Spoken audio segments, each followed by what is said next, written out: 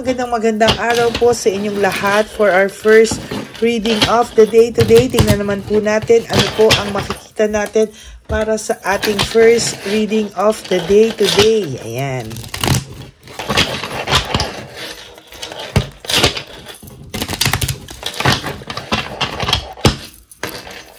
Ayan.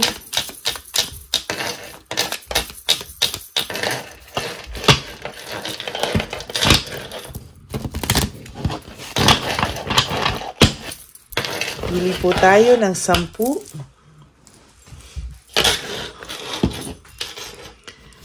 1, 2, 3, 4, 5, 6, 7, 8, 9, and 10.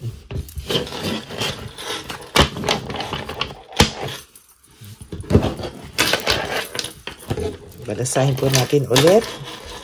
At pipili naman po tayo ng 10 baraha po ulit.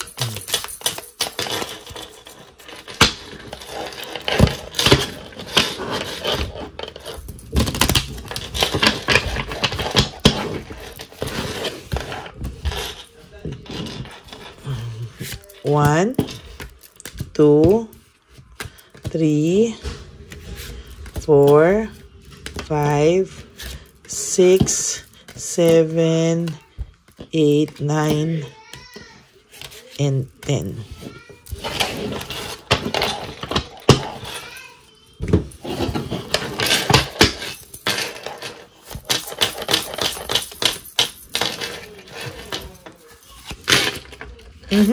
Ang tao pong ito ngayon ay nagre-reflect. Ang tao pong ito ngayon ay nag-iisip.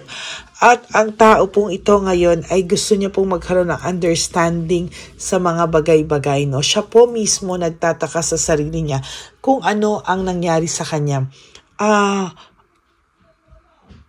Sa nakikita ko po dito, para po siyang nagtatanong kung siya daw po ba ay ginayuma. No?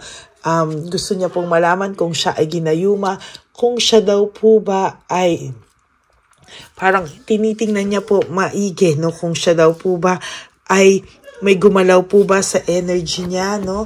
Kung ito daw po ba ay normal na nangyari sa kanya, o ito daw po ba ay na normal daw bang nangyari sa kanya to, o ito daw po ba ay binablack magic lang siya, o ito ba ay kinulam siya, no? Pero sa nakikita ko po, no, sinadya din pong mangyari ang mga bagay-bagay na ito, no? Parang natukso din po siya at natukso, at ayan po ang nakikita ko, no? Somehow, tinatry niya po talagang magkaroon ng motivation, pero ngayon po is wala siyang motivation. No motivation, lack of passion, yan po ang nakikita ko sa kanya sa mga oras na ito, no? Yan.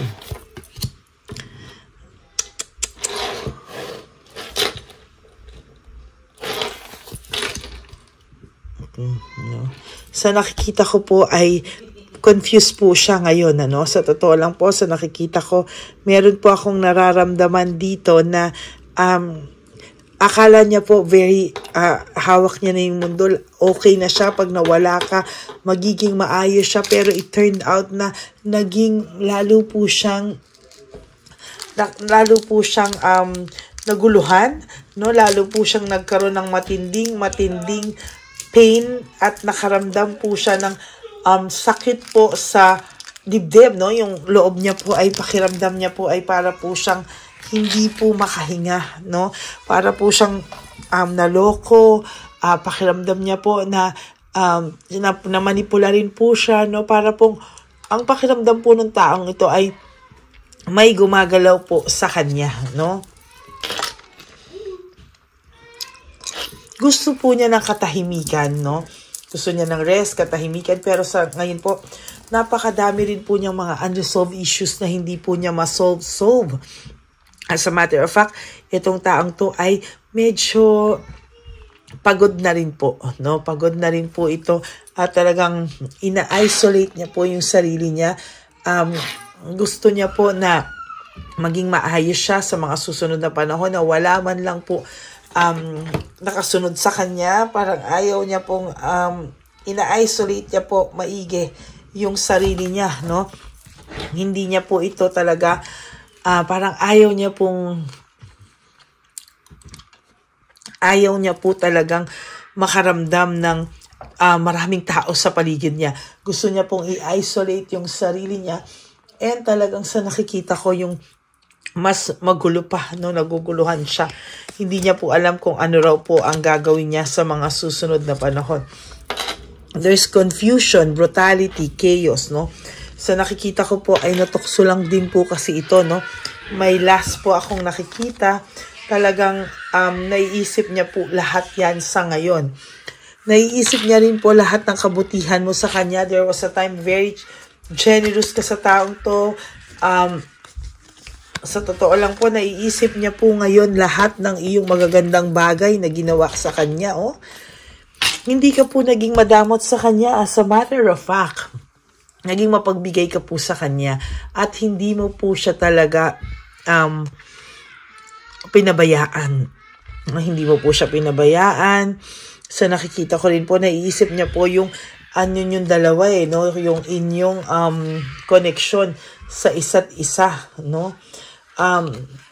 Pero wag ka pong mag-alala, tulungan mo lang daw po ang sarili mo. There is end of phase, no? Gusto na pong tapusin ng Divine Universe ang paghihirap mo. Malapit ka na po sa patapos ng phase na ito. Ngunit, nasa iyo pa rin daw po kung ano po ang gagawin mo sa mga susunod na panahon. Kung hahayaan mo daw po na maging magulo yung pakiramdam, no? Yun po ang nakikita ko, no? Ikaw pa rin po ang tutulong sa sarili mo, no? Dahil po siya pabagsak, the tower, no? Na-avoid niya lang po yung mga conflict, na-avoid niya pa po so far yung mga conflict sa buhay niya. Pero sa totoo lang po, hindi niya rin po maiwasan na yung pag-broken family, shattered dreams niya, ay siya din po ang may kasalanan, ano? Sa totoo lang, sa ngayon po, ay siya rin naman po ang may kasalanan kasi sugod po siya ng sugod. There's adventure, action, may mga nag-impluwensya sa kanya na ang pakiramdam niya po ay matindi po ang naging impact nito sa buhay niya, no? Kaya sa nakikita ko po ngayon, magulo po at sa magulo magulo pa rin po ang buhay nito, no? Magbabaliktad na po kayo. Susunod, sooner or later, magiging maayos ka. Siya naman po yung magiging magulo, no? At yung emotions niya po ay somehow mixed emotions po, no? Ay, nako. Kailangan niya po magkaroon talaga ng financial security kasi sa ngayon po, kalat-kalat po ang financials nito, no? Ikaw po, kung gaano ka ka-organize sa pera, kung gaano ka kaayos, siya naman po ay kabaliktaran. Self-victimization, siya po ang gumawa nito sa sarili niya. There is self-victimization. Yan, no? So, nakikita ko, wala rin po siyang initiative na ginagawa to win you back or maayos po ang sitwasyon nyo, no? Sobra po siyang nababurn out, overstress, panic attack, and nababurn out and overstress sa mga nangyayari sa kanya ngayon. No? So, nakikita nyo po, disconnected po ang taong ito. Disconnected po siya, no? So, ayaw niya po, sabi ko nga sa iyo, ina-isolate niya po ang sarili niya. Bakit niya ina-isolate? Kasi ayaw niya pong pinag-uusapan siya. Ayaw niya po nang nalalaman yung mga ginagawa niya. Ang gusto niya po ay i-isolate, no? Mag-isa, walang kausap. At ayaw niya po na pinag-uusapan po siya, sa totoo lang po. There's failure and defeat, no? May pagkatalo po sa nakikita ko dito, no? Meron po ako nakikita ditong pagkatalo. Talagang hindi man po niya tanggapin, hindi lang din po talaga siya makapagdesisyon, no? Indecisive. Hindi po siya makapagdesisyon kung ano po ang gusto niyang gawin sa sarili niya. Pero, kung titingnan mo po ang lalaking ito, ay para po siyang may self-confidence po siya, matapang, no? Pero sa totoo lang po, siya po mismo nag-iisip, ano ba nangyari sa akin? Hindi naman ako ganito. Hindi rin naman ako ganito sa pagsasama namin. Masaya rin naman na kami dati. Ako ba ay nakulam? Nagtataka siya po at nagtatanong siya kung siya daw ba ay nakulam. Kung siya daw ba ay may gumalaw sa kanya. Pero sabi ko nga po, part of this is somehow his decision, ano? Naging desisyon niya din po ito. At somehow, hindi po niya kakayanin lahat mangyari ito ng, ibig sabihin, hindi ito mangyayari lahat if hindi rin niya po tinolerate na maganon siya, no? Siya rin po ang may kasalanan nito sa totoo lang. Kasi, yan siya rin po ang may kasalanan yan sa totoo lang. Napaka-disorganized ng buhay niya ngayon, hindi niya po mabalanse, no? Hindi niya po mabalanse ang mga bagay na nangyayari. But for you, there is hope, peace, love, sa'yo po ay meron ka pong future na nag-aantay, no? Kaya lang po, nadadala ka po sa negative vibes, nadadala ka po sa hindi magandang isipin mo, no? Kaya sa totoo lang po, iwasan mo po mag-dwell sa pain, sa heartbroken mong puso, no? Alam ko po na, ayan, too much pain, suffering, grief, pero sa totoo lang po, no? Try mo daw po na ayusin yung buhay mo, no? Na-anxiety po ang taong to. There's anxiety, there's trauma, no? Sa nakikita ko na anxiety po itong taong to, siya po ay gusto niya pong mag-rest, no? Totally gusto niya pong magpahinga, gusto niya pong lumayo, pero hindi niya rin po magawa sa totoo lang, no? Naiisip niya po kayo, naiisip niya po yung mga pwedeng mangyari bukas, pero hinto niya po doon, no? Yung pag-iisip niya po is somehow tinigilan niya po, no? Ayaw niya muna po kayong isipin, yan, no? Kahit may pagmamahal siyang natira sa inyo, ayaw ka po niyang isipin. You know why? Kasi po, nahihirapan po siya sa totoo lang. Ayan, no? Hirap na hirap po siya sa ngayon. Hindi niya po alam kung ano po yung gagawin niya sa mga susunod na panahon. Pero I will tell you po, no? Sa mga susunod pong panahon, for your last card, ay magkakaramdam po ito talaga ng sobrang pagkabagsak, no? May babagsak at babagsak po siya, no? Hindi niya po kakayanin itong mga susunod na mangyayari sa kanya. And there's this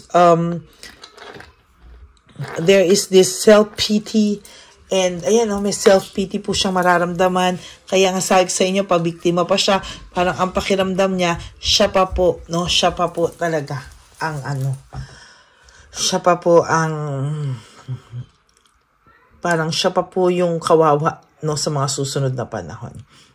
So that's it for your first reading of the day. I hope na naka-resonate po kayo, and if you do, can you please give me a like and comment down below. At ayan po, no, sabi ko nga po sa inyo, kahit nasan po akong lupalop ng daigdig, ako po ay magbibigay sa inyo ng reading of the day.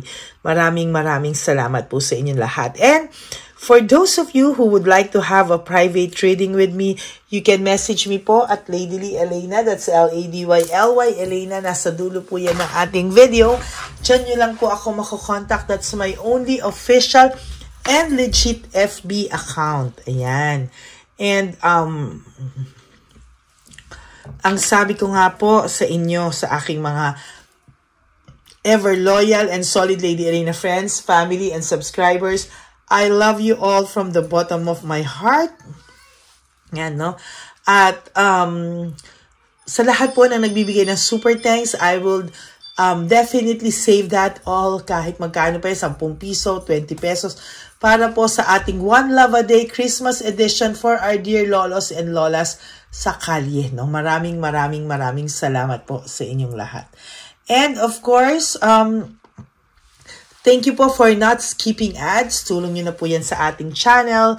At sana po ay huwag nyo po skip yung ads. Paki-like and comment na lang din po kayo para nakikita ko po lahat at nababasa ko. Maraming salamat po sa inyong lahat. And life is too short. Don't make it shorter by stressing yourself from all the pains and heartaches na binigay sa inyo na kahapon. Just surrender everything to the divine universe and just let go and let God write your life and love story. I'll be back po for another set of reading. Ayan, wag po kayong malulungkot. Ako po ay magbabalik para po sa isang reading na naman, no? For the meantime, just live for today. Do 3 things that will make you happy for this day. Prioritize yourself. Importante pong i-prioritize nyo ang inyong sarili. Huwag nyo pong dalhin yung sarili nyo sa malungkot na mga gawain. Manood po kayo, mag-enjoy po kayo, at sasabihin ko po sa inyo, magiging masaya po kayo sa mga susunod na oras. At magiging masaya kayo sa mga susunod na panahon. Pero kailangan nyo rin muna pong tulungan ang inyo pong mga sarili. Kasi kung hindi po, kayo rin po ang maglalaglag sa inyong mga sarili.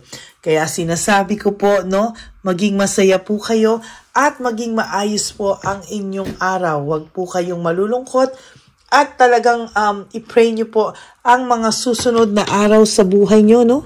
Hindi po kayo pwedeng malungkot, hindi po kayo pwedeng daanin nyo sa lungkot lang lagi, no? Tulungan nyo po ang sarili nyo. Okay? God bless you all and I love you all from the bottom of my heart. Ako po ay magbabalik for another set of reading. Huwag po kayong mag-alala. I love you all. God bless you. Bye!